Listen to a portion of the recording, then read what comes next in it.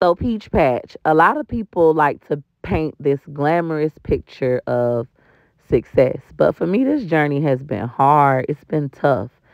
I remember when I first went from being on food stamps with Medicaid, living in the hood, driving a Buick LeSabre, to doing YouTube, getting my first $10,000 check from YouTube, to then getting monetized on Facebook, YouTube, Instagram, and TikTok, and making 100,000, $289,000 in a month.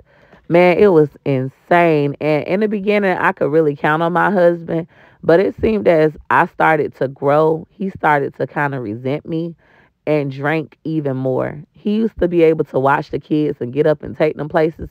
So he stopped getting up. He don't care. And that part was so hard for me. I remember one day I was having a breakdown. I was just like, I'm about to quit this shit. My kids was late to school every single day. My husband wasn't waking up to watch the little ones so that I could do my one-on-ones. And of course, I worked around it. I started going to the Y Stay and Play for 2 hours so I could teach my classes and have a babysitter. But I called my best friend one day just about to have a breakdown. House dirty, kids late to school, husband not helping. Like, what the fuck? And I'm charging $1,000 for one-on-ones at this time. And people are booking them. I'm talking about I got between 8 and 12 one-on-ones a day. That's 8,000 to 12,000 a day doing one-on-ones on top of putting out content. My best friend was like, bitch, you rich now. You need to stop acting like you broke. Listen, this is an easy fix. You got money. Use your money to fix your problem.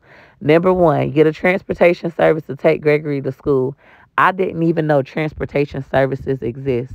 Number two, get you a nanny. You can afford a nanny. I called the nanny agency, but I felt like there was nobody better to watch my children than my aunt Nene, who was also going through a rough time in her life at that moment.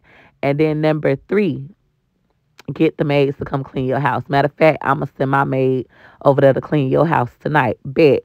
So the maids came and cleaned my house. Well, a maid, my best friend's maid came to clean my house that night. And that next day, I called my aunt. We really weren't on speaking terms like that. But she was going through a rough time. She was homeless, living in a hotel, had just lost her car, and everybody in the family was talking about her. I come from one of those black families where when they see you doing bad, they do not help you. They call and tell other people and laugh. That's where I come from, regardless if they have helped you. So I called her. I asked her, could I take her out to lunch? And I asked her, could she be my nanny? I was willing to pay her $30 an hour to watch all six of my children at that time. She never had to work weekends because I want to be with my kids on the weekends. I love being a mom. I love being a mom. I try to spend as much time with my kids as possible. But hey, I still got to work as well. And she agreed, and it was amazing. My aunt was so good with my kids. I never experienced such a thing. I remember when my mama would watch my kids, she'd be like, how long you going to be gone? Where you going? You got to pay me. They got to have food. They got to. My aunt would be like, take your time, Peaches. Go for however long. And she used to watch my kids many years ago when I only had 3 kids. When I was pregnant with Gorgeous, she would watch McIntyre, Gregory, and Choice while I ran my business for me sometimes. So I already knew my aunt was really good with kids. But this day kind of changed everything. We had ended up going to Disney World with the kids for, I think, 4 or 5 days. And we also went to Aquatica. And I remember on this Aquatica trip, my aunt said, Peaches, I want to thank you for everything. Like, this has been an amazing experience. She had never been here before. But she was like, I want to do this with my own grandkids. Like, this is cool, but I wish I could do this with my own grandkids. That's what I want. And I could already feel the rift. Now, prior to this, I still wasn't talking to my mom. She was still upset that I had bought my stepdad a car.